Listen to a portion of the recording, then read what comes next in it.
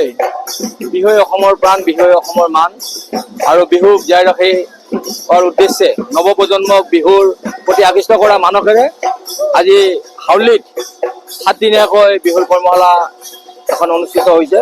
আজি দেখিবলৈ পাইছোঁ ইয়াতে অতি কমে 100ৰ ওপৰত নাচনি হৈছে। হয়তো আৰু এই সংখ্যা অহাকালি আৰু বাঢ়িব। আৰু আমাৰ সকলোৰে শ্ৰদ্ধাৰ ৰঞ্জিত কুমাৰ দাসৰ উদ্যোগত ৰঞ্জিত কুমাৰ গগৈৰ প্ৰশিক্ষক হিচাপে লৈ আমাৰ এই কৰ্মশালাখন আয়োজন কৰা হৈছে।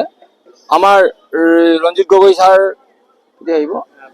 20 তাৰিখৰ পৰা তেওঁ উপস্থিত থাকিব।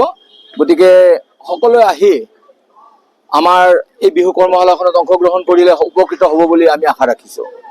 আৰু সময় আছে অহাকালিও পাৰিব। সম্পূৰ্ণ বিনামূলীয়া। এইটো মাননীয় মন্ত্ৰী ৰঞ্জিত কুমাৰ দাসৰ যুৱ মৰ্চাৰ উদ্যোগত আৰু আমাৰ নৃত্যালয় ডেন্স একাডেমীৰ সহযোগত।